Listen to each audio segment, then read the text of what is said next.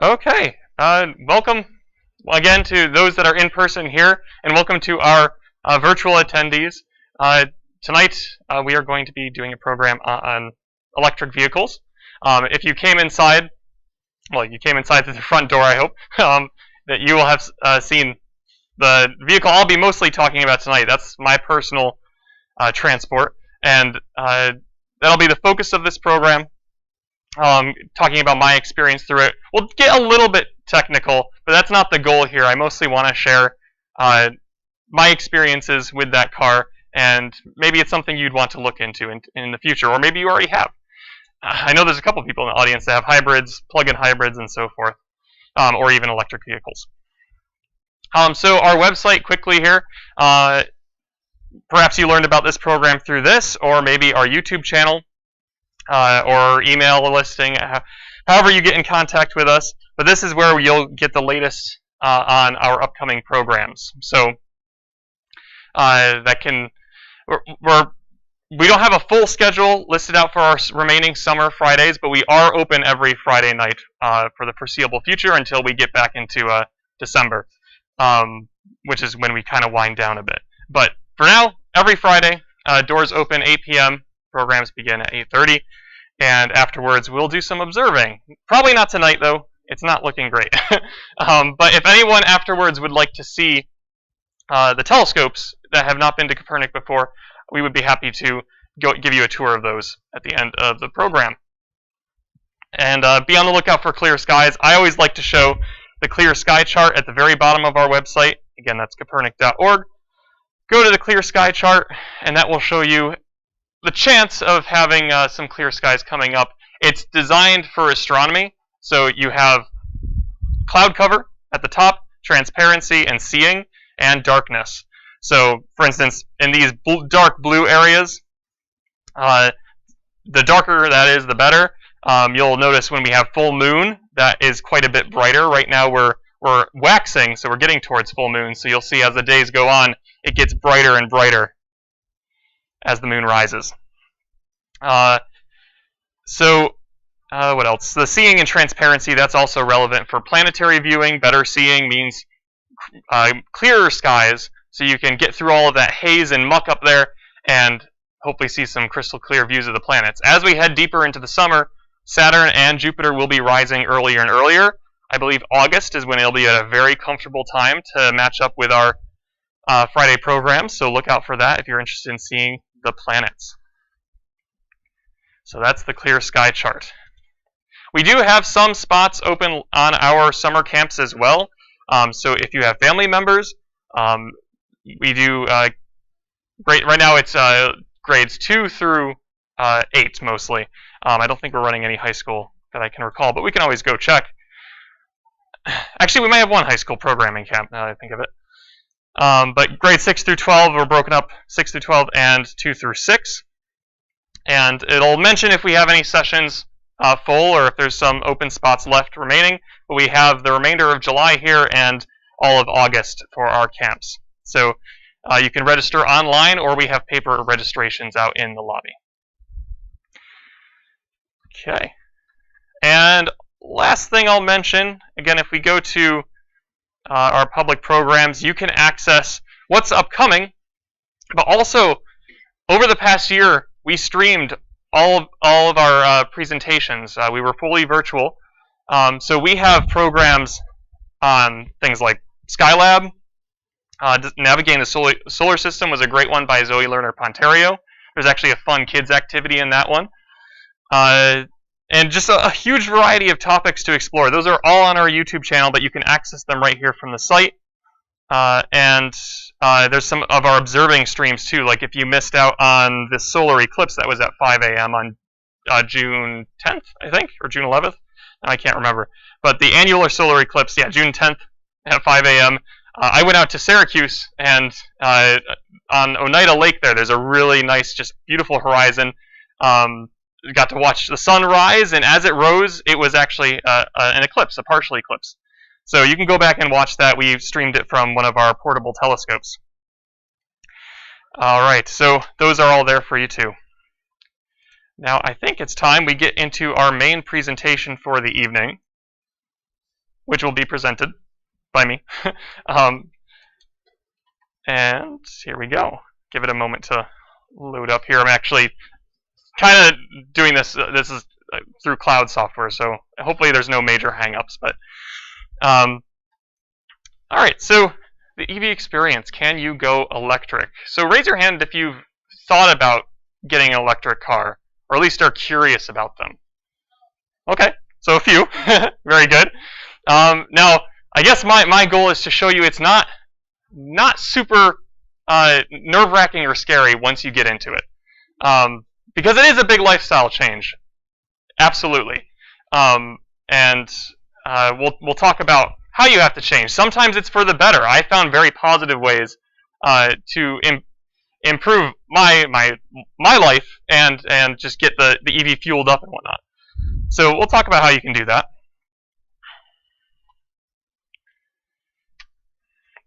Now, I sort of already got into this, but we need to be realistic here,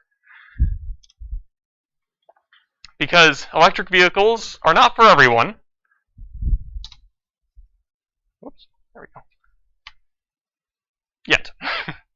So, at some point in the next decade, 2 decades, 3 decades, EVs will be a lot more prevalent, and they will drift into everyone's life. Maybe you have it as your secondary vehicle or your main one for commuting, and you tie that in with a hybrid system. Either way, the goal here is reducing our carbon footprint with our vehicular transport. So at some point, you might think about getting an EV, but it's still early adopter period, I would say. So the things we're going to discuss today, I'm going to get right into some EV myths, because there are a lot of them. A lot of misinformation goes around about electric vehicles. We're going to talk about those, and hopefully throughout the presentation we will I lost my train of thought here. We'll get through them and dispel them. That's the word I'm looking for.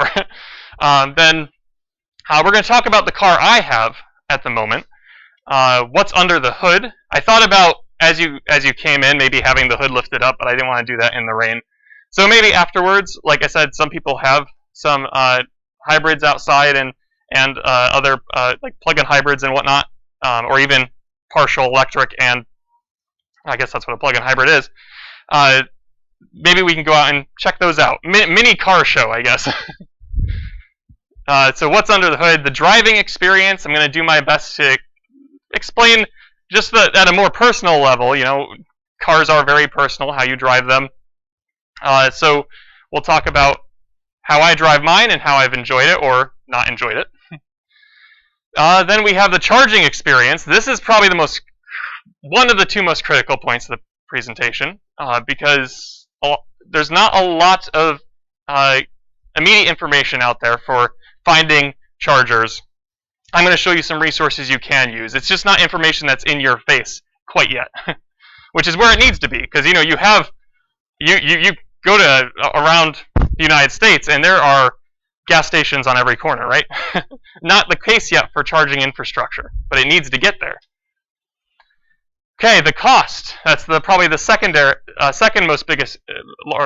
largest point we care about. And then the environment. And I would say that's probably the most crucial point, the primary point here. The whole goal here is decarbonization. Reducing our carbon footprint as best we can. And right now, unfortunately, that means we have to use our own personal vehicles. The United States infrastructure, our roads, they're just set up that way. I can't ride public transport to get here to work. I unfortunately need a personal vehicle. But for cities, that's where public transit is going to come into play, just like New York City has its subway system. The less cars in cities, the better. Once you get to suburban and rural areas, then you do need personal transport. And then I'll top it off with some advice at the end. If you do find that, maybe I could start thinking about that more, but I really need to study it and research it, because what I go through here is not going to be enough for sure. It'll take some time to get your mind in the right mindset to determine that, oh, maybe I can go EV, I can go electric.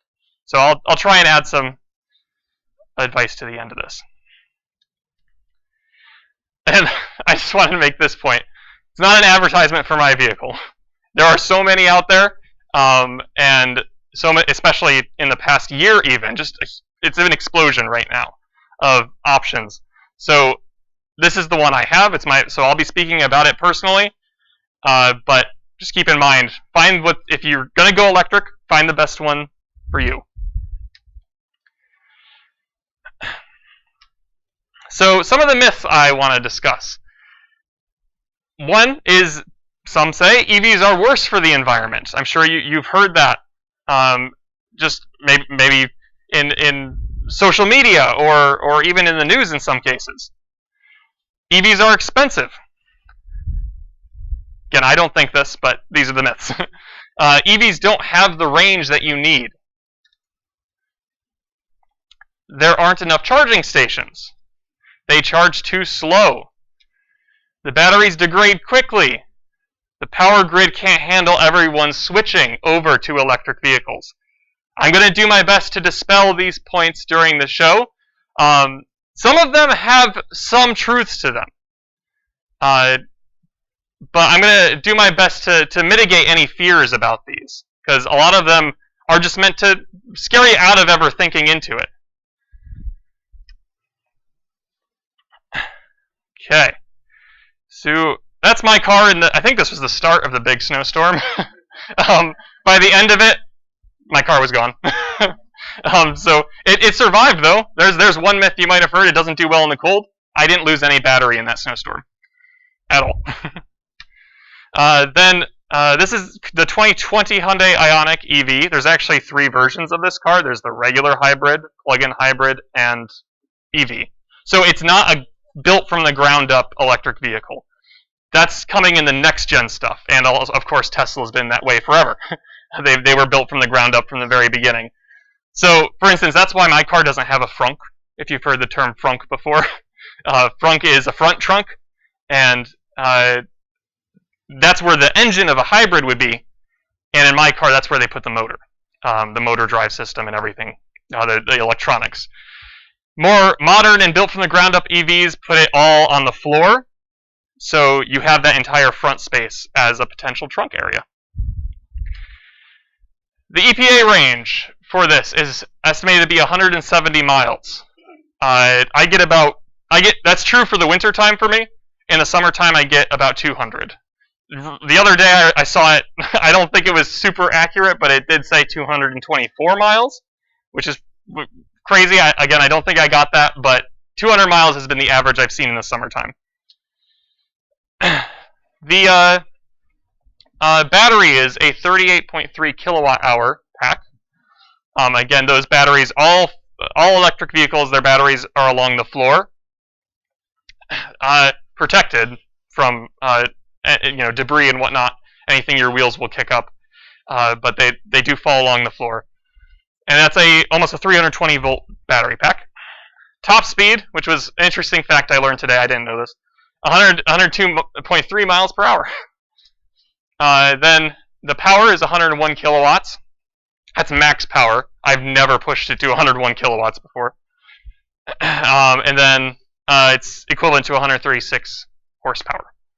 And the torque is going to be a big fact as far as the driving experience goes. It's something we talk about. 216.6 foot-pounds of torque. And the peak charge, the maximum charge rate for this is 50 kilowatts. I can't go beyond that, but other cars can. What's under the hood? Right picture is the hood of my car, if you lift up the hood. The left one I want to talk about first, though. Generic electric vehicles, a lot of them are built on same basic design. Like I said, a lot of cars are now putting all the electronics closer to the floor, so you open up this trunk area, or this hood area for a trunk, a front trunk or a frunk. So this is where, like my car, all the electronics are stored, the DC to DC converter, which is necessary to get some of the charge from this, in my case, 320 volt battery pack, and convert it down into 12 volt power for this 12 volt auxiliary battery. So my car actually does have a 12 volt right there, and that 12 volt handles the electronics. And part of the reason for that is because, especially in this car's case, the car's electronics are identical to what was run on the hybrids or plug-in hybrids. So it needs this 12 volt power. More than that, though, you don't need to pump in 300 plus voltage into the car's electronic system, the dashboard and whatnot. So you're going to want to convert that down to a lower voltage anyhow. Okay. So then you have your thermal system cooling. That's right in the front. I do have a small radiator. The EVs don't need as big of a radiator as gasoline cars or even hybrids. So you'll find they're especially on Teslas, it's almost totally smooth, like perfectly smooth up front. There's no air intake that you can see. So that's one of the defining traits, I suppose. You don't get the grill because it doesn't need it. I'll show you one. I have a picture of the front of mine. I actually do have two little flaps that open up when it needs a little extra air. Needs to breathe, right? What else did I want to mention? The motor is this big component on mine, right in the center there. That's the motor drive. It's kind of a stacked system. So there's an inverter in there as well to go from AC to DC. And then at the bottom, you have the motor drive and transmission system. And like I said, the battery is on the bottom. It gives it a very low center of gravity. Those familiar with driving cars, that's a very good thing. All right, the driving experience. Like I said, here's that front grille portion. So this is all totally enclosed except for when these flaps open up. I don't think I wouldn't see them open up, right? I don't know when they open and close exactly. I don't know as soon as I get home if they'd close up or not. But I've never heard things open or close, so I don't know if they have. But that is there, and then there's also this kind of hidden air intake at the bottom. So some quick points about my driving experience with an electric vehicle. Super quiet. I'm sure you've heard that or not heard them. Super quiet driving experience. Now, I've heard some complaints about that before, not with mine, but just with EVs in general, that they're almost too quiet, and sometimes they can sneak up on you.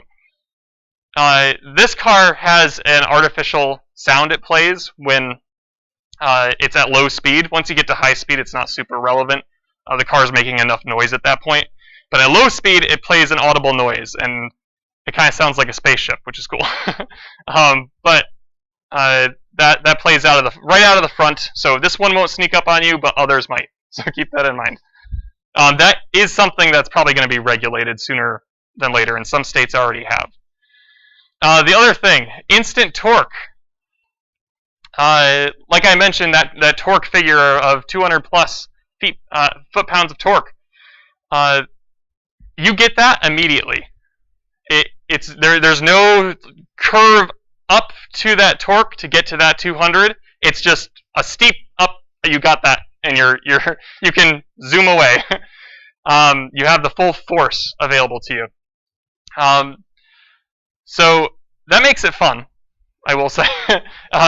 And also, not super. You're not going up to high speeds. You just get, for instance, if you're pulling away from a traffic light, you'll get a little boost, and you might have only gone to 15 miles per hour, but you did that in such a short distance, very, very short. As you're moving up to speed, like on the highway, for instance, you're getting that instant torque. You're also getting smooth acceleration. There's no gear changes, no major stuttering. A lot of modern cars are pretty okay with that, though. But you get a full smooth curve and instant torque there.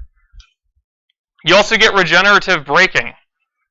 And regen braking, you're not using pads to slow down your car. This car has pads. So especially in emergency situations where I need to brake fast, I have to use those. Regen braking isn't enough. So I have a regular brake pedal, But some neat feature about EVs is it's called one-pedal driving. And I can fully operate the car in normal operating circumstances, no emergencies, just by lifting my foot off the gas pedal. So I can slow it down just by lifting it off, and it activates the regen braking, and I can come to a complete stop. For a little added regen, I can also, there's a paddle on the left side of my steering wheel that I can push, I can hold, and that brings it to a stop much faster. So that makes the driving experience super convenient. There's no, it sounds like a big, or rather a small thing, but the fact that you're not switching between two different pedals like you're supposed to, right? You're supposed to use one foot, switch between the two pedals. You don't have to do that. You can just lift off your foot, and you'll come to a stop. And more than that, regen braking gives power back to the battery. At most, maybe 30-40%. But either way, you're replenishing what you lost, whereas if you were just using brake pads, that's all lost to heat. And friction, right? So this gives you power back into the battery pack. If you don't use regen braking on an EV, you're going to suffer from lost range. You're not getting your maximum range out of it. So it has the low center of gravity to that big heavy battery pack that sits on the bottom. That improves handling. This is something you might even have in your car. I just think it kind of tops off the experience, I guess, where it's called drive-by-wire. Maybe you have a dial or something similar. Either way, it's getting away from the lever, right, to adjust the whether you're in park, drive, or reverse your transmission. But in this case, I just press a button and I'm good to go. It has the e-brake too, so you can flip that little switch and put on the parking brake, which is also common in ICE, meaning internal combustion engine or EV. Then there's no... I, in my driving experience, haven't experienced any major range anxiety except for a couple times where it just got a little concerning, or maybe I just forgot to charge during the week and I needed to find a place to plug in that was a little bit faster than at home or nearby. Other than that, it's not been every day, oh my gosh, how am I going to charge this thing? Which is another concern people tell me about. Then, last thing, it is fun to drive.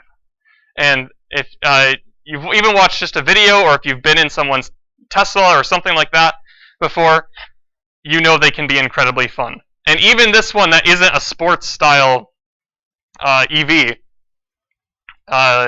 hear the Teslas, the best Teslas are going 0 to 60 in like a second or 2 seconds. That's the latest figure, right? 2 seconds for 0 to 60. This one will do 0 to 60 in at best 7.5 seconds.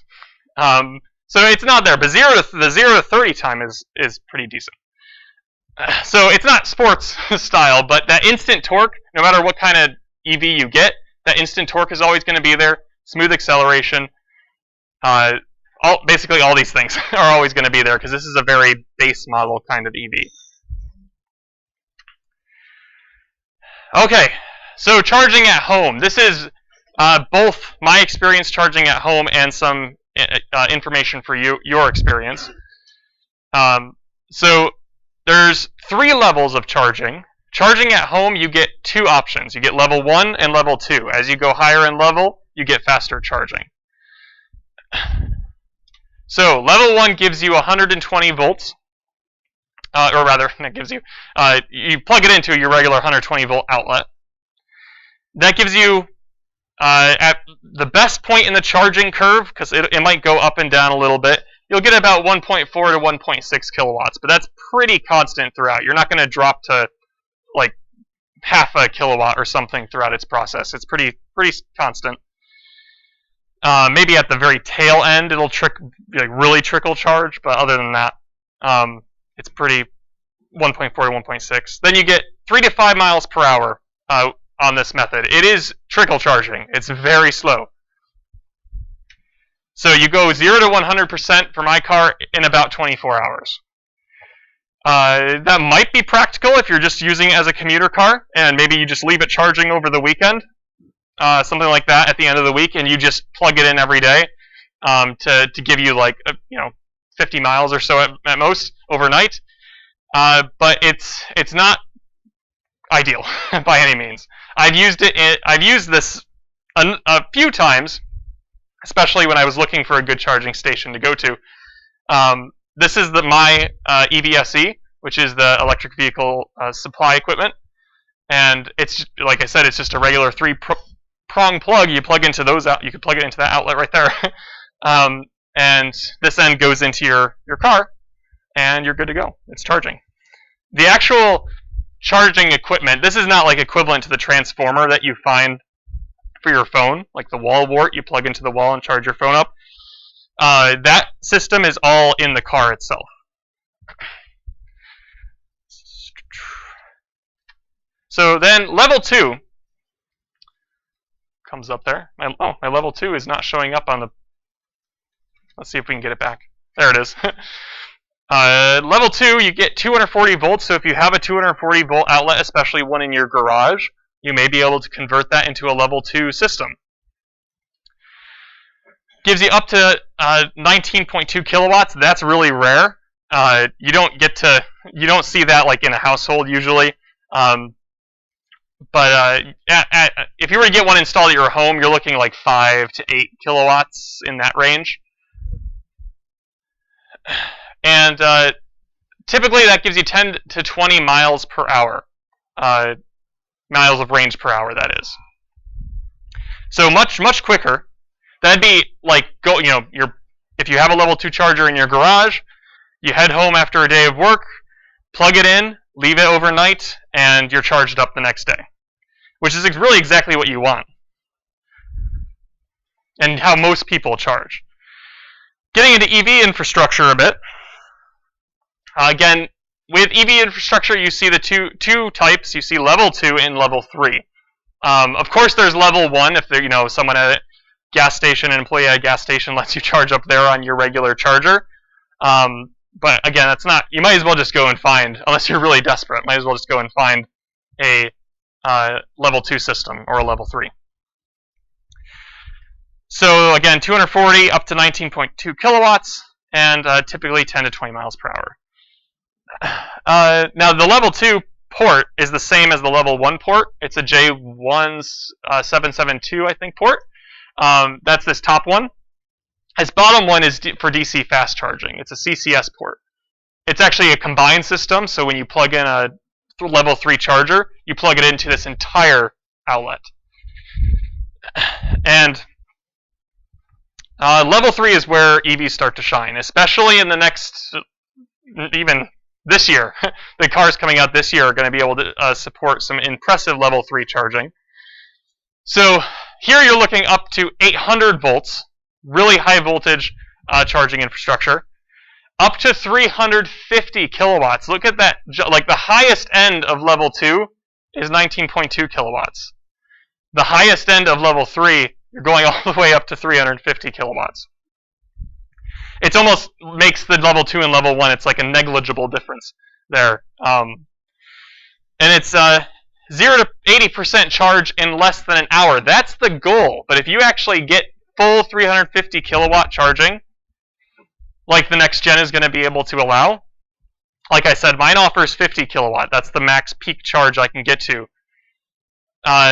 Next gen charging is 350. That gives estimated to give you 10 to 80% in 18 minutes. And I think I remember reading the average gas station time. I don't agree with this because I remember going to the gas station and filling up pretty quick. But think about cities and stuff where it might be more complex. More people in more cities, the average skews up. You're looking at, like, maybe they said, like, 10 minutes or something, including maybe if you go inside and grab something to eat or who knows what. But for me, I would say it was probably 5 minutes to fill up. 18 minutes is manageable, though. Go on, if you're on a long road trip, go charge up to 80%. Rest up, get a bite to eat, anything like that. That's totally reasonable. And that's the kind of charging you will use for road trips. Not necessarily use for day-to-day stuff. Again, that's where home charging really comes in handy, or if you have a charging station near you. So that's what's available. You have level 1, level 2, level 3. Level 1 and 2 at home, 2 and 3 on the road, like a gas station. Now, my experience at charging stations, I say, have been relatively positive. The one issue I think they really need to work out is the networking. Because a lot of different companies have their own charging networks, and that means they all have their own apps, their own applications that you have to go, oh, I got to sign in here, and pulled my phone up to the charger and charge. You know, it's not just plug and play like it is at a gas station. You put your credit card in and charge your card, then plug in the fuel source. Fuel up. I'm losing my gas vernacular, I guess. But this is a picture of actually the True Hotel that just got put in on Vestal Parkway. If you have an EV, I think all the True Hotels are getting them. They have a charging station there, totally free, by the way.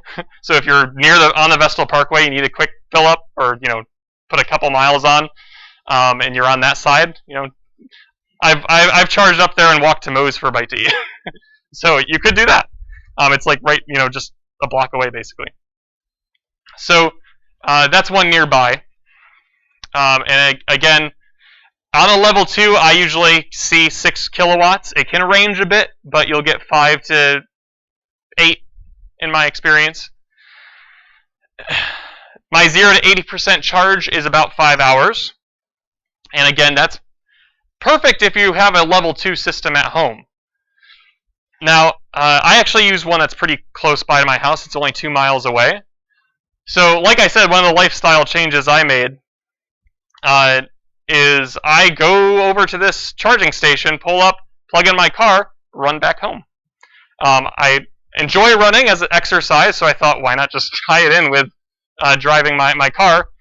And yeah, it works out. So that's one way you can positively influence your life with driving an electric vehicle. And on level 3, my max charge is 50 kilowatts, 0 to 80% in 50 minutes. So mine's not great. And in fact, I believe the previous iteration of this car actually had a slightly better peak charge at 70 kilowatts. So when they changed the battery and upgraded it to a larger pack, they lost a little bit of peak charge. But thankfully, the next version of these cars are all going to be like 350 kilowatts. And there's a lot of stations being put in that can support that. And again, that's the 10 to 80% charge time in 18 minutes. All right, so some resources I have for you. There's 2 that I use, as these are applications you can get on your phone. We're going to look at them on their websites, which you can also access the maps there. But they're free applications. Download them to your phone and check out what kind of infrastructure there is. We'll have a quick peek here. So again, here is ChargePoint, for example. There we go. So that's the entire United States and into Canada and Mexico. And the numbers on those green circles are indicating how many chargers there are in that region. There's a lot. And this is just one network. This is the ChargePoint network. So we can zoom in on our location here.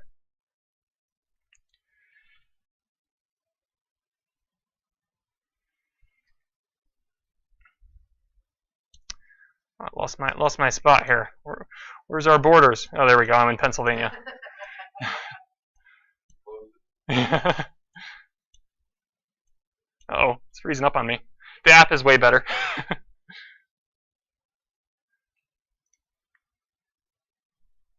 Come on. Maybe we'll just try PlugShare. Because the nice part about PlugShare is all networks show up there.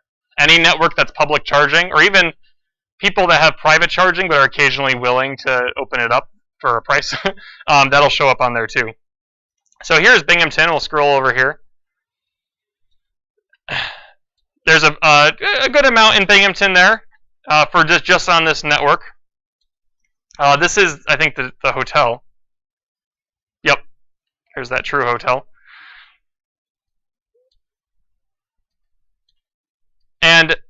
the more important reason I'm showing you their website is because if you download the app here, you'd need this app. This is one company where you do need the app to charge up. It's not just plug and play.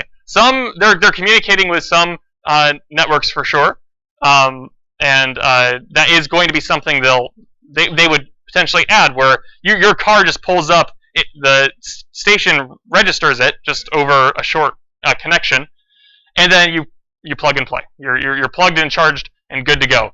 And honestly, their networking is way better than others. It's advantageous too, especially if you have a station at home, because if you're away from your car, you can actually tell it when to charge and when not to. It's all over the internet. It works really well. So I'm quite pleased with theirs. Now, PlugShare shows you everything, though.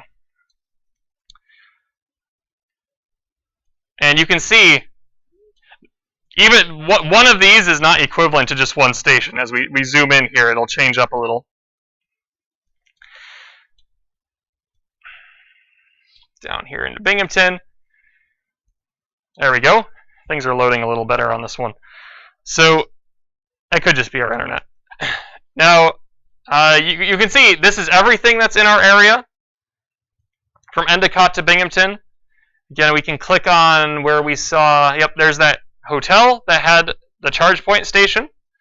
And you can click on this and get a bunch of information. This is widely used by a lot of electric vehicle owners.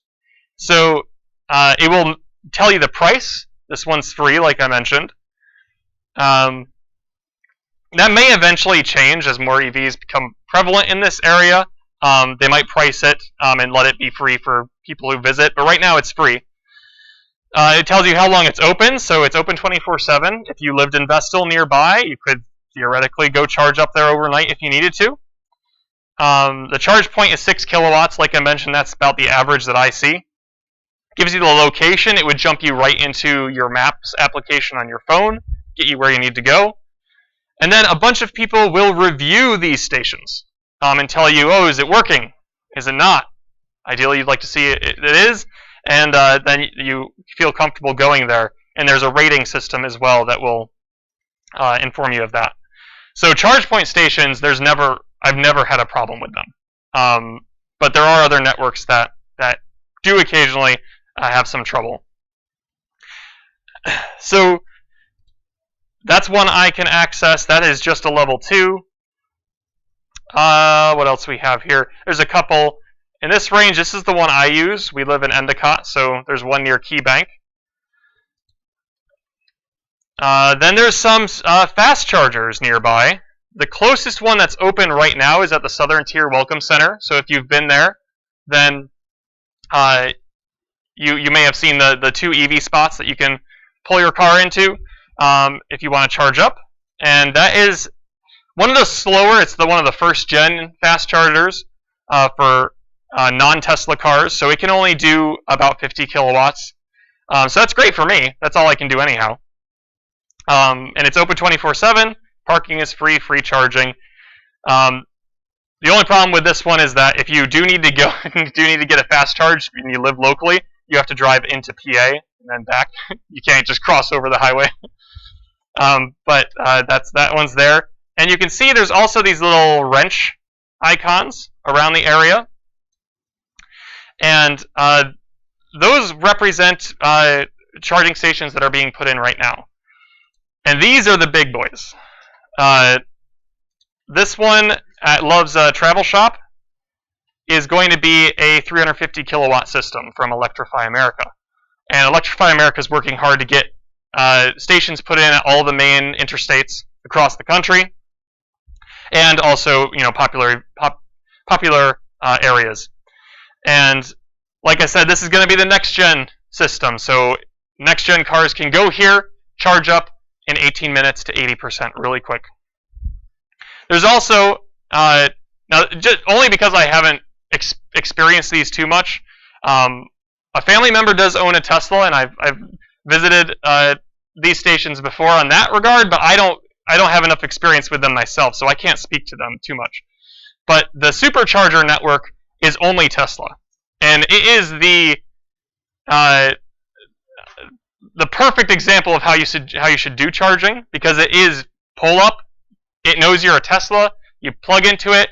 All your payment information is handled by the car. It's just like filling up with gas. And they're also, like it says, supercharger, incredibly fast. This one is a 150 kilowatt, and they are upgrading their stations to match that higher spec. And Teslas can take advantage of that higher spec too. In general, at these stations, they can charge at this fast charger down here. They just have to get an adapter. They can charge there, but they're closed off from other EVs. And everyone's hoping eventually they'll open them up, because it's such a powerful network, and there's so many of them. So along 81, you can keep traveling up, and you see there's another one being put in here, another 350, another 350 down in Binghamton. Again, travel up 81. There's a few being put in Syracuse. I think they already have one. None in Cortland yet. That'd be a good spot for one. But here's one at the very start of Syracuse. These are all through the Evolve New York program. And there's a fast charger there. All these orange ones are either Tesla superchargers or the fast chargers, 50 kilowatt or above. And like I said, just zoom out. And almost anywhere you go along a main road, you're going to have options where you need them to be. Now, whether they'll be fast charger options or level 2 options that will take a few hours, depends. If you're going to a hotel and staying overnight, a level 2 option is perfect. But if you're on the road and you're doing a day drive somewhere, you need to make sure you're following paths with fast chargers. And you can map out routes through PlugShare to figure out where you should go. Just for fun one time, I'm like, okay, maybe I want to go to Disney World. So let's see how long it would take to get down there. Not with my car. I would never do it with mine, because I just don't have a high enough peak charge. Next gen, though, maybe. So you travel down to Florida, and you can map out your entire route. You'll see the chargers load in more and more. And there's some more popped in. You can see just how many are around in this area. And you can map out the whole route. It's so cool. And it works really well. So that's PlugShare. Let's jump back into the show here. So if you're going to download PlugShare, because that shows you everything. But if you do get an EV, ChargePoint will be necessary as well. ChargePoint is also a option for getting actual chargers installed in your home. There's a bunch of them too, but that's one of them that I know. Okay, we'll move on to the cost section. This is where things get interesting, if they haven't already. So, upfront cost is usually greater for an EV compared to an internal combustion engine. From now, I'm just going to abbreviate that as ICE, so ICE and EV. So, as an ICE vehicle, that's the case right now.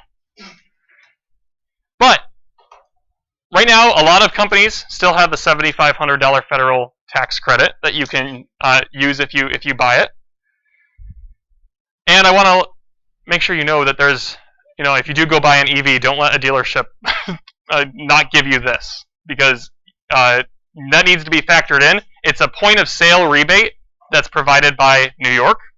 It's called the New York Drive Clean rebate. It's $2,000 for EVs. It goes down for plug-in hybrids and a little bit for plug-in hybrids and hybrids. But that's where it is for EVs. Make sure you get that.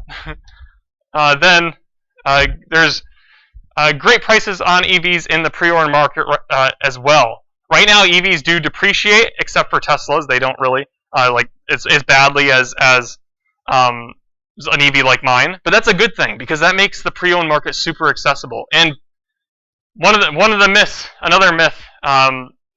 that's common is the battery degradation.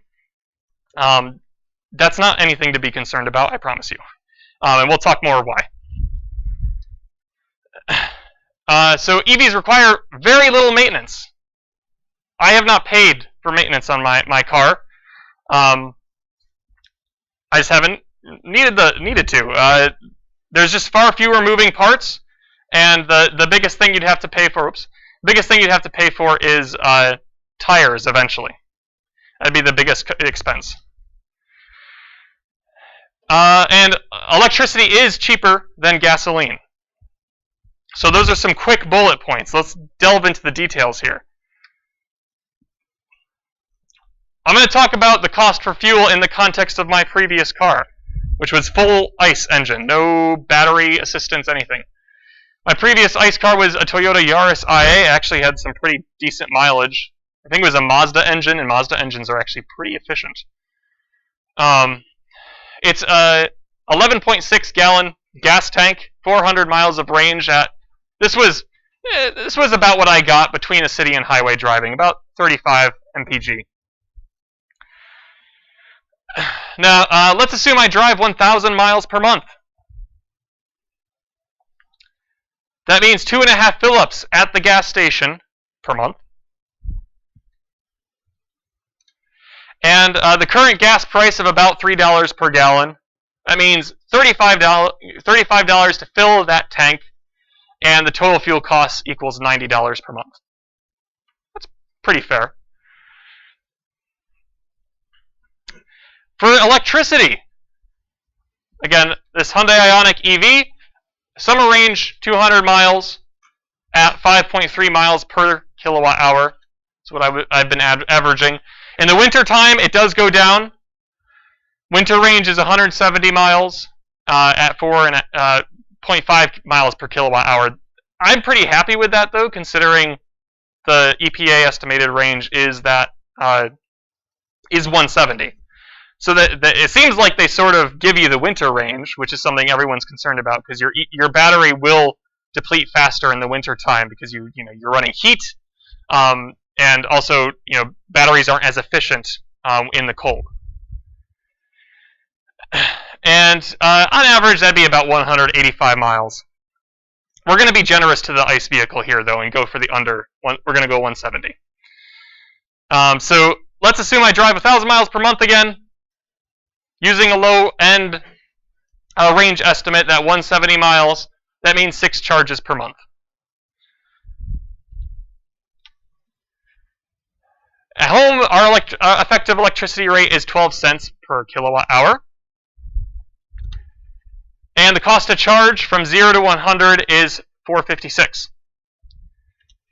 So that means a total electricity cost of $30 per month. It's a little bit of rounding, but it was like something like 29.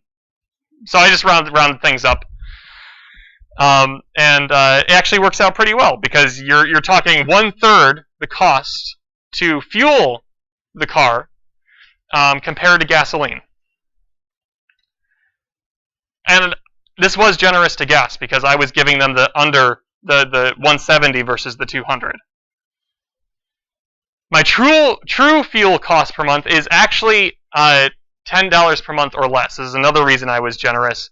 This is not going to be the case for everyone, but if you do live close enough to a free charging station, I would say I pay even less than $10 per month for fuel because I just have that benefit of it being 2 miles away from our apartment. Now, when we move, that might not be the case, and hopefully we can get like a level 2 charger in a garage or something.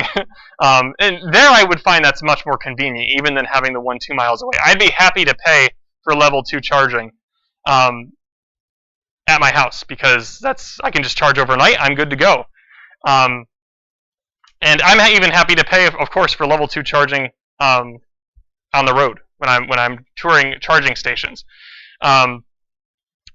But I'm just happy that there is a free charger and I can make use of it when I need it. So, will that be the case forever? No. You will not always have free chargers. As EVs become more prevalent, as we get into the 2030s, you're talking 25% of cars are going to be electric vehicles of new cars. You're going to start paying for electricity everywhere, no matter what. There might be some exceptions, like maybe a retailer decides, oh, we're going to give these people free charging because they're going to come in and shop. So that's a possibility, and that's already done at the moment. But it's not always going to be free, so make use of it while you can. The only major maintenance to worry about are tires, as I mentioned, and ultimately the operating costs are inexpensive, while the upfront costs can be greater. So there might be a balance at play here. For me, it works out where the amount of technology and upgrades I got in this car compared to my previous one was equivalent to making that upgrade in price per month, right? So already, if I was just getting a gas car when I switched over, that upgrade would be worth like the $30 more per month I pay. But that $30 more per month, I don't pay for any fuel for the most part. It gets pulled away. So there's a balance at work here. And in general, EVs are more expensive, though. There's those federal tax credits you can get. There's the rebate you can get. But they're not quite there yet. The gap is closing, though. In the next 10 years, they will be, if not next 5 years, some projections are saying EVs will be the same price or even cheaper in some cases. So let's get back to the myths here. We checked off a few. So EVs are expensive.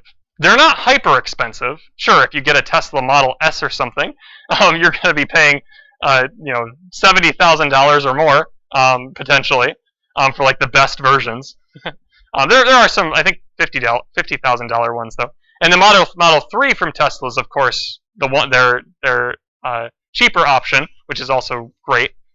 And that's in the $30,000-$40,000 range after factoring in all those incentives. So they're not really that expensive compared to a nice gas car. And even more than that, like I said, I'm paying almost the same as my ICE vehicle from before, and I made a huge tech upgrade on top of that. So EVs don't have the range. I would argue they actually do. On my daily commute, like I said, I don't have range anxiety. When I need to get up Kopernik, this hill is super steep. I lose like 5% coming up it. But I gain, like I said, 20 to 40% of that back going down. Cool.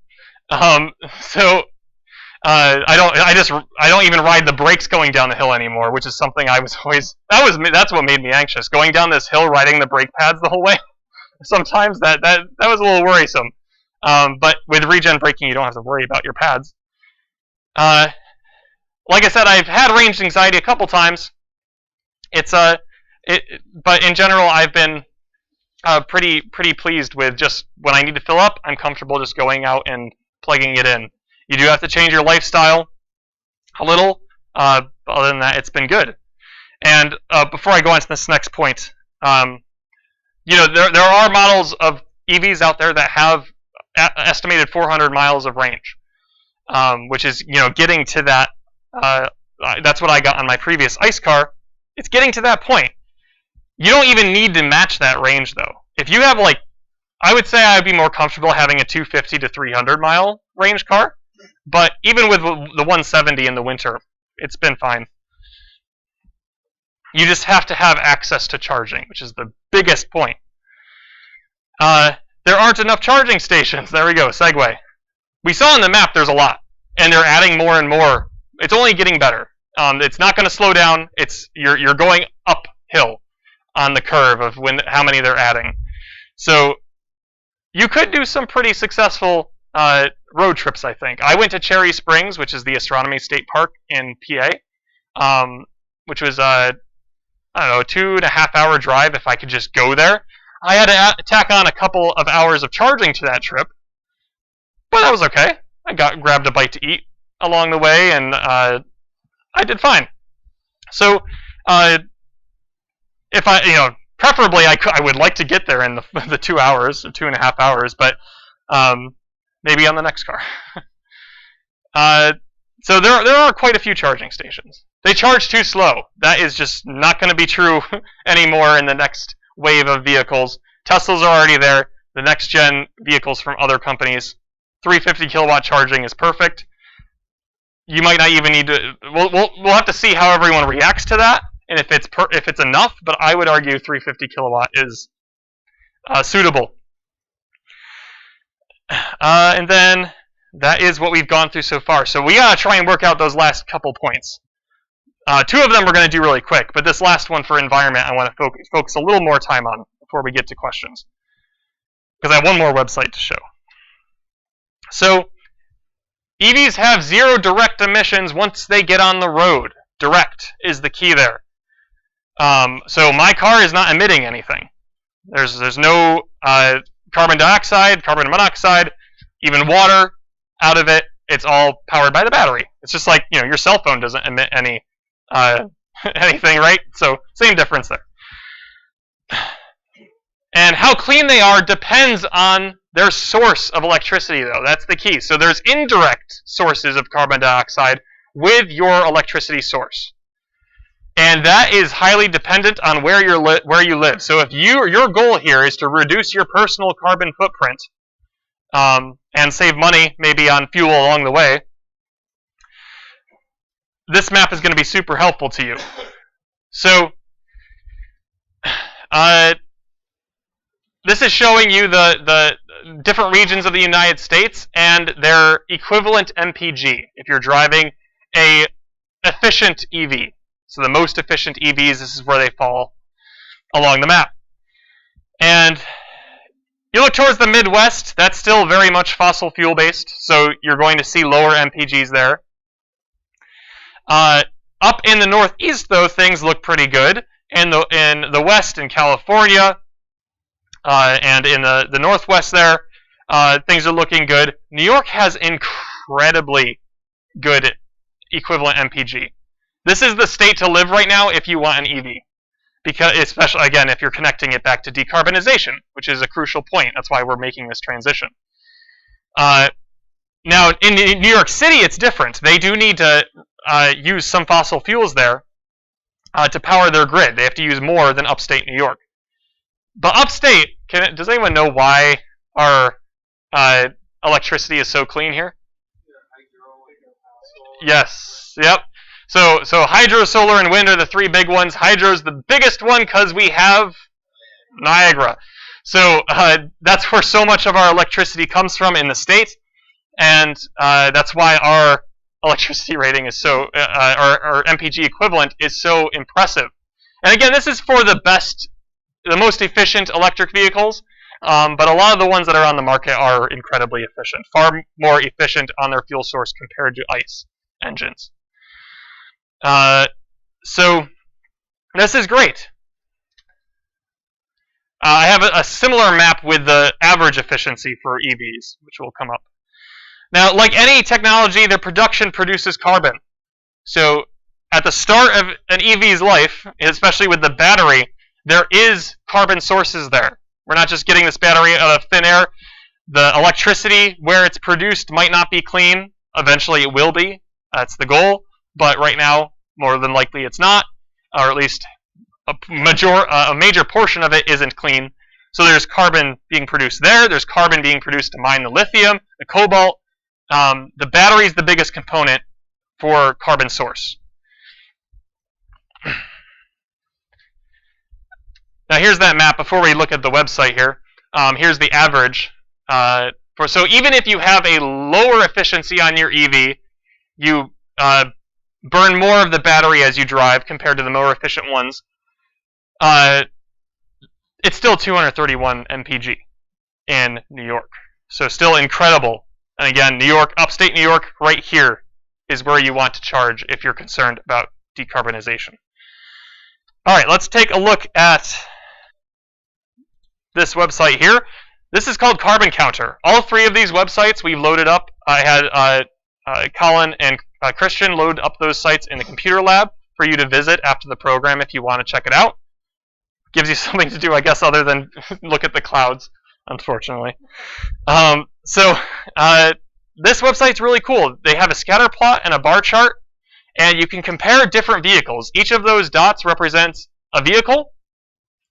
The yellow ones are battery electric vehicles, so BEV, that's the one that I've been talking about this whole time. Then the reddish pink ones there are plug-in hybrids. Along the same zone is regular hybrids. You can see they fit in a very similar region along this scatter plot as far as the cost for the vehicle is concerned and the greenhouse gas emissions. So that's the y-axis for greenhouse gases, and the cost is on the x-axis. The black vehicles, the dots there, are the internal combustion engines. So yours might be in there. Mine, unfortunately, was not, so I couldn't do a direct comparison, but I just picked a similar enough engine to when we do this comparison up here, and hopefully we'll be able to match it up well enough. Now, I didn't know this until I started doing a little bit more research for this program and found this website. Apparently, if you want the most efficient vehicle, it's that one outside. As far as greenhouse gases and efficiency are concerned, it falls right on the bottom. It's a little bit more costly compared to the cheapest ones like the Nissan Leaf and the Mini Cooper, but that all depends on what kind of deal you get, too. I think in terms of range on top of that, I know the Mini Cooper, it's 110 miles of range. Here you're getting 170. So there's balances at work as well. But this is the most efficient, so that's cool. Let's compare it. So you have your Hyundai Ioniq EV, and I'm going to try and search. Let's see. I just picked a Toyota. It's not a Mazda engine, but it'll be close enough for our sake. So maybe if you have a Toyota, this will be relevant to you. It's also a very common car in this area, so I think it makes a lot of sense. So let's see. Maybe we'll do the 1 point. Yeah, let's do that one. So 139 horsepower, that's pretty equivalent to what we were looking at with my vehicle. I'm not going to take the tour. So now we have our two dots here. This is where the Corolla falls along. More greenhouse gas emissions, but similar price range for these two vehicles. Now, I think one of the reasons the Hyundai Ioniq is all the way down here, now that one does say the 2020, like I said, I got mine for a decent price, but the 2019 Hyundai Ioniq, I remember seeing it, you could literally go and lease it for $79 per year, nothing down, which was pretty insane. So that might be why we're getting a little skewed on this chart, but that's all right. Now let's see. We're going to go up to the bar chart, and here you can compare the costs and the greenhouse gas emissions, and it'll tell you. So here's the Corolla, right? This one, number 2's Corolla. This one's the Ioniq. Your vehicle acquisition, your fuel and electricity, your maintenance, and then again, those three. So it does top off a little bit. I would say these are closer to each other than this is showing. Maybe this one the Corolla is even cheaper in some cases. But let's just say, for argument's sake, they're equivalent in price. Okay, fine. The greenhouse gas emissions is where you see dramatic change. And I haven't even put in the geological information of geographical rather, of where we're located. And that's going to change once we go to customize, and we'll see how going to New York affects this. But you can see vehicle production about the same for this vehicle, and that's given that the battery pack is much smaller compared to some other cars out there. The battery production, so that adds a little bit extra on top, so I would actually maybe combine these two. So you can see the production process is a little bit more because you have to worry about the battery, which is a huge component. And then fuel production. So once you're driving, that's how much greenhouse gas you're emitting on average based on your electricity source. Here is your fuel production and your fuel use. So on top of producing your gasoline, you also have the actual combustion of it, which emits all the carbon dioxide as well. So you're looking at half the greenhouse gas emissions on this average, even a little less than or more than half. So let's go through the conditions. Again, if you want to try this out in the computer lab, you're welcome to after the program. You could talk about state tax credit. I'm going to put in New York. Sales taxes and fees, we'll put in New York, make sure it registers those. Federal tax credit, we'll say yes. Then diesel price, gasoline price, that's fine. Electricity price, that's good, because that's in cents per kilowatt hour. That's appropriate for me. That's good, that's good. Quick select filter, oh yeah, let's do that. Go to New York, and you can see it cut down to a fourth for greenhouse gas emissions, just by the type of fuel we use, the type of electricity, our electricity source in New York State. So that's looking great. Now you can do this again for any car that you have. The biggest and most popular ones are in the scatter plot. So go ahead and check those out if you like. You can of course try this out at home too. But if you have questions, you can go to the computer lab and we can help you out there. Okay, we're going to wrap up here, so I can get to some questions, whether through the live chat or through here. We'll go right here.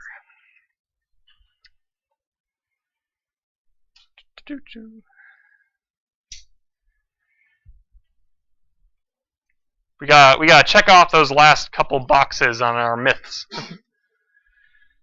All right. So, what did we get to now? EVs are worse for the environment? Absolutely not true.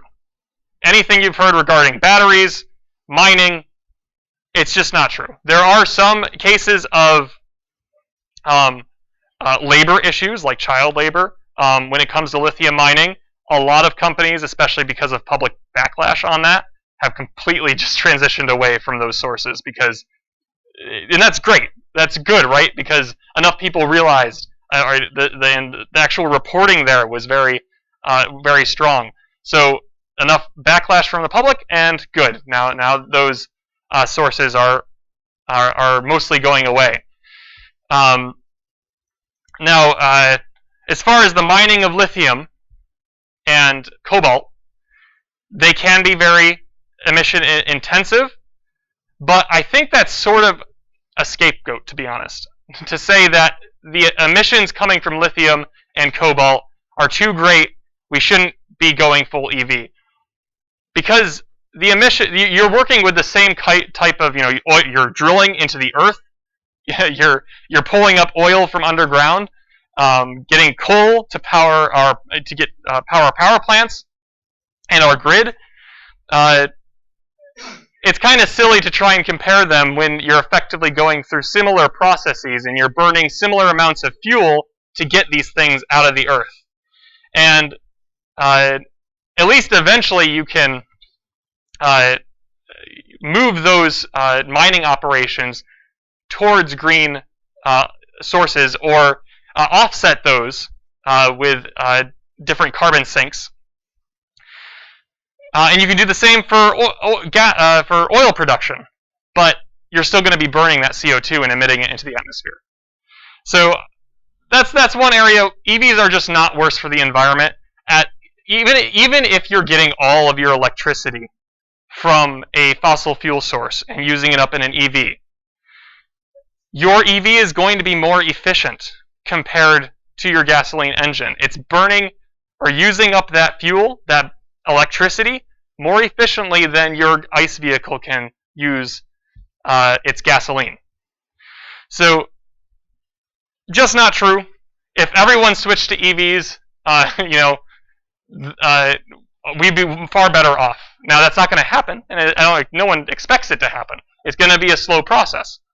But that is the case. EVs are better for the environment. The batteries degrade quickly. Not true at all. I understand why that's the case.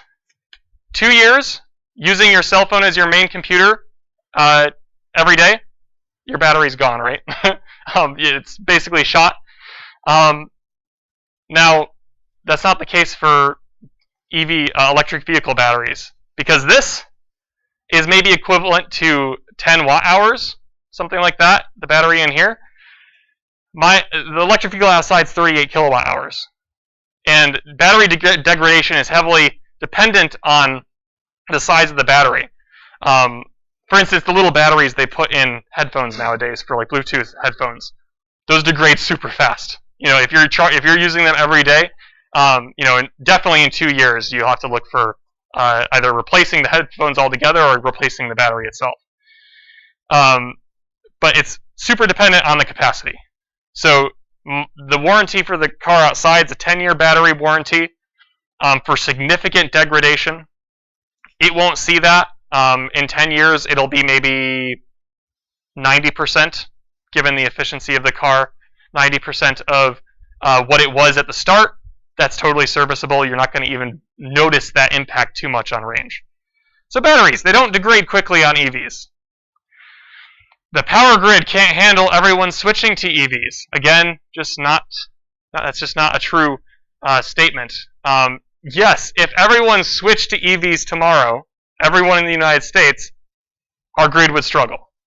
Especially because no one is going to understand necessarily how to charge things up. We're going to have people, lines at the charging stations. That's just not what's going to happen. But it's true, yes. The power grid could not support 100% EVs right now. The thing this doesn't take into account are the electric companies. They are going to scale up as needed. They are monitoring the statistics behind who's driving what kind of power is coming from where, what are the power requirements for this city, this town, and so forth. Do we need to scale up? Do we need to put in a power plant, a solar plant, hydroelectric plant, wind farm, what have you, to support the electricity in a given region? And that's going to happen as EVs scale up in the market. So again, not a huge thing to worry about. So some final advice here. If you're interested at all in going electric, start looking for EV charging stations. See where they are. It's sort of a fun game, to be honest. Like I Spy, right? You're on the road. Okay, there's an EV charging station. Download the apps on your smartphone and pretend you have an EV. That's what I did last year. Actually today, I picked up my EV 365 days ago today. So before that, in the year before that, I was just curious. Okay, let's download this app, see where the charging stations are. Could I actually do this? And after a year of thinking about it, I tried it, and it worked out. So that's another fun thing you can do. Just see what's out there. So again, PlugShare and ChargePoint are the two big ones you can do for that. And then continue to ask yourself, could you make this work?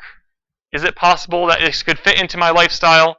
Are there positive ways it could impact my lifestyle? And how many changes will I need to make to my lifestyle? Positive or negative? You got to weigh the pros and cons with it. Okay?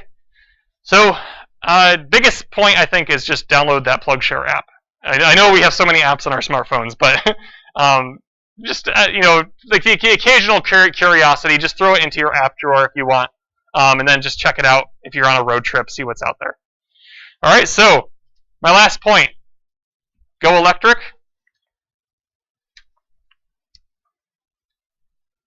It may shock you. All right, so thank you for joining me on tonight's electric vehicle presentation. For those that are here, I'd be happy to take questions from you or in the live chat before we wrap up. I do realize I went quite a bit over, but that's all right. So, yes? Do you, are regular vehicles require the New York State inspection? Yeah, yes. Yeah, in fact, mine's coming up for my yearly inspection. Yeah, right. That's a good question. So, yeah, exactly. The mechanical drive system. That's probably the biggest one that they look at. I think I've seen, it's almost a factor of 100, the difference in moving parts between EVs and ICE vehicles. So you're talking like maybe 2,000 moving parts if you really get into the nitty-gritty of that, versus 20 major mechanical moving parts in an EV. So those are what they have to check out. Make sure those are in good operating condition. They'll look at the battery for sure. Because because this is my first one, I'll actually be curious. Maybe they can give me like a. You don't have brake pads. I do have brake pads, but I don't use them really. I use my regenerative braking like 95% of the time. So they'll look at those, but I imagine they'll be quite clean. Yeah, maybe I'll see if they can give me a list of what they looked at, because I don't know for sure exactly what, as far as the EV drivetrain goes, what they'll look at specifically. Good, thank you. Yeah, Keith. Great presentation. A lot of information, pretty yourself tactically well. Oh, thanks. And I've come for all sorts of information. But you're right. I mean, the biggest part and takeaway here is people think, oh my God, EVs, they make electricity. Oh, they're worse than gas vehicles. But you got to remember, it's dirty to make gas, oil. You transport it. Oh, it leaks. You have an accident, spill it. You put it in a gas station, it leaks again. Yep. It's just all over the place. Electricity, you have problems once, and then the electrons. Yeah, I think that's exactly right. You know, think of all the oil spills we've seen in the news that, you know, oil companies definitely don't want you to look at. Like. It's important. Those giant electric offshore oil, electric plants make oil offshore. Burst into flames. Right. Yeah, no, it does. It ends up being a lot cleaner in the end. Let's see if there's any in the chat here. I think I'm going to refresh because I don't know if it actually kept playing on my phone or not. So again, if there's anyone in the chat that was watching today, please feel free to put any of your questions. I'm looking at it now. I realize I wasn't looking at it during the show, but feel free. I don't know why I'm talking to my phone. Is that how you're doing the Yes, yeah. The computer's running the stream. My phone's monitoring the chat. So that's why I talk to it. Yep. Yes, question. The drivetrain in your car, is it basic like front wheel or rear wheel? Oh yeah, I didn't mention that. This one is a front wheel. Yep. Because I know that some hybrid cars that are converting are using smaller motors and using electric motors to power the wheelbase. Okay. Yep. Like, the Acura NSX is using motors on the wheels to make it so that there's no loss of power to the wheels. Okay. Yep. Recently, they had the 2016 NSX drag race Nissan GTR and NSX1 because they had no lag in power to the wheels because of the electric motors. So I don't know if that's something that's going to be used in electric cars, like full EV cars, or if that's just something that they're using to make sports cars go quicker, faster. It might be a method, because like traditionally you think of the Prius, super efficient car, and a lot of the Toyota drivetrains are built upon it, but infamously slow, right? Like not maybe, you know, pop culture hypes that up a little bit, but traditional hybrids, especially a decade or two ago, they were pretty slow. So that might be a method of giving you the electric boost, that, you know, more instant torque that you get and so forth, and improving the performance of hybrid drivetrains. Because I know even in some cases, I know that when I was researching this one, the plug-in hybrid version of this was similar power level to Prius drivetrains, which are still kind of slow to some regard. So that might be why. It might be like you're trying to improve performance of hybrids, but I don't know for sure. I know more about EVs than I do plug-ins and even regular hybrids. But yes. Yeah, can I mention plug-in hybrids? There's a significant difference in how hybrids can be done. The advantage to hybrids is there's a gasoline tank to take over when you've essentially depleted your battery. A plug-in hybrid is probably better called a range-extended electric car, because essentially you have an electric drivetrain that's moving the car forward, and then there's an onboard generator which is producing electricity if you need it. If you decide you want to use gasoline for, say, highway speed, or you depleted the battery. The Chevy Volt is a very interesting example because there's two types of electric drive. There's what's called a parallel drive, which is what a Prius is, and a series drive, which is what the Chevy Volt is. The Chevy Volt essentially is, for all practical purposes, is driven by electric motors, even though there's a gasoline engine.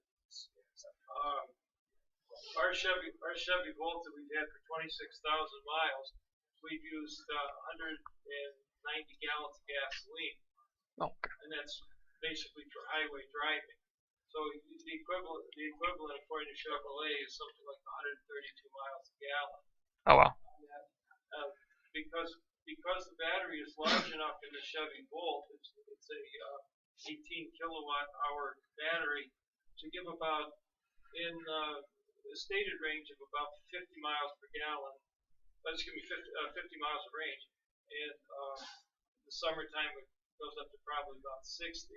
So effectively, what it is when you get in the car, you're driving on electric, and the key difference between, say, the Prius hybrid and something like the Chevy Volt is the fact that every time you start a Prius, you are starting the engine. So that block material, the engine block, the cooling system, that's all operational. And a Chevy Volt is literally an electric vehicle where the engine isn't heating up if you're driving at 50 miles. So there's a big efficiency difference in it.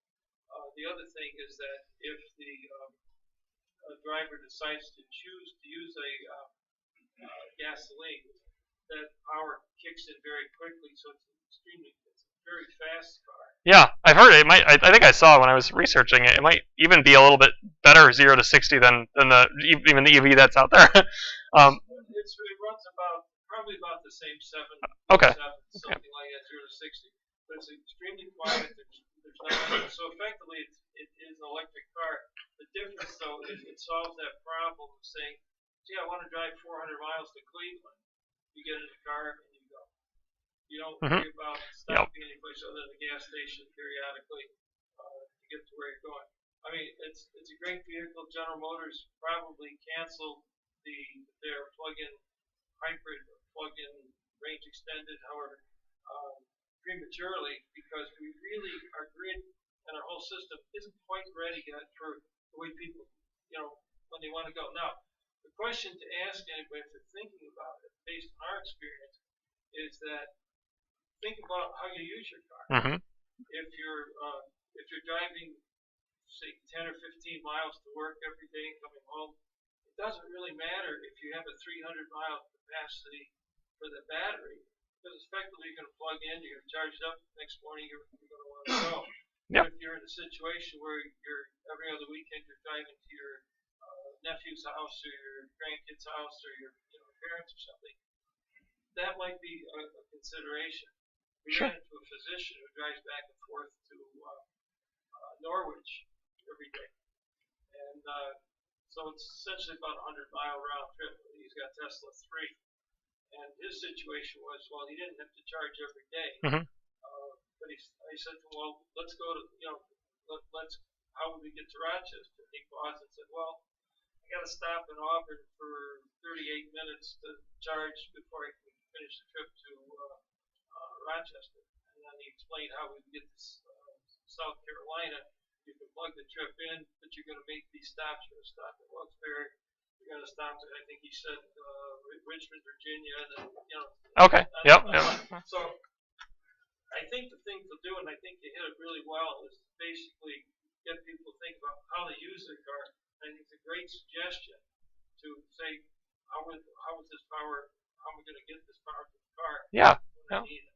Yeah, I think really it's certainly a challenge we face, especially like I was worried knowing I would be going to apartment living, like how am I going to charge it? We were looking certainly to have a garage, and that picture you saw there, I had my outlet that I opened that garage door, the door to the garage, and just bring my wire in and plug it into my car, and it works with that 120 volt if I need it. But yeah, for people that park on side streets and don't have a garage to park or and whatnot, don't have an outlet, yeah, definitely having something like that application to see if it would be possible with one nearby, like I use, that's pretty crucial. So let me check the chat here. No questions in the chat. So I think with that, then we will wrap up tonight's. Oh, we have a couple. Yeah. Yes. Or.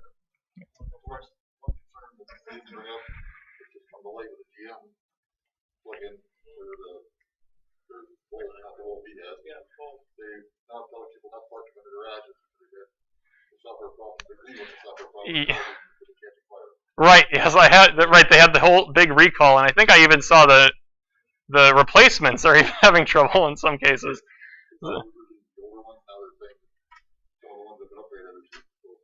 Yep. Yep. Just. Right. Right. Yeah. It's certainly gotta watch.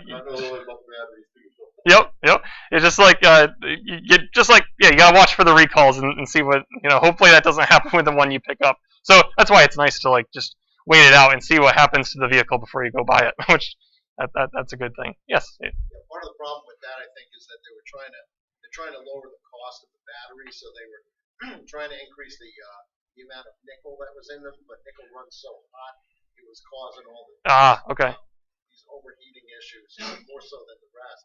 So trying to save money, they were like, well, we're not going to cause more problems. But that's only part of it. Really good presentation and everything. It didn't convince me, but that's not why I came here to hear, like this side of it and stuff. And for my kind of driving, like you mentioned, I'm totally not practical at all. I just drove back from Georgia a couple months ago, and it's like that trip already took me 3 days because I stopped. Right. Yep. And spent overnight. But it would be a week to do that if I were, having to travel. Well, maybe not. Yeah, I guess. Yeah. But it's like, yeah, you got to. Depending on stuff, I would argue each one of the myths with you, but I'm not going to do it now. So, like I said, I didn't necessarily say, oh, this statement's all out clearly false. There is some truth to a couple of them for sure, but I just tried to mitigate the fear surrounding them all. That's the issue. Yeah. Yep. But when you're like, oh, totally not true at all, it's like, wait a minute. But anyway, you can't just wave your hand and say it's not true and it's not true. And be that way. But anyway, so but I did have a specific question. Like you said something about the 12-volt battery that it has that it charges. Is that like a regular battery you would buy with Sears? Yes. Yeah. Exactly. Yep. So that has to be replaced at certain. Sure. Oh yeah, for sure. That's the one. Actually, incidentally, when I went to go pick up this car, was it the first time? I don't remember. Maybe I wasn't picking up that day, but they said that's the 12-volt was dead. So it was just sitting out in their mall out there for a while, and that was the part that died. At first I thought that they were saying like the battery itself was dead because getting into it, that was my first go at an EV. Like oh jeez, well yeah, then right. But no, it was the 12-volt, and they got it switched out with a regular old car battery. Yep. One thing on that 12-volt battery, in our Chevy Volt, we also have a 12-volt battery that runs basic systems. I'm not quite sure because General Motors and Chevrolet didn't quite break this information out to us. But in the Toyota RAV4 Prime, which is also a plug-in hybrid or range extended electric, they did say that the 12-volt battery is essentially maintained by the main system. So just like an alternator would. Yeah, and the reason that's important is because what kills batteries. Thank you very much. Thank you for coming. Have a good night. What kills the standard 12-volt battery is when they get discharged and they stay at a level of discharge. Like for example, somebody drives the car short distances and doesn't keep the battery.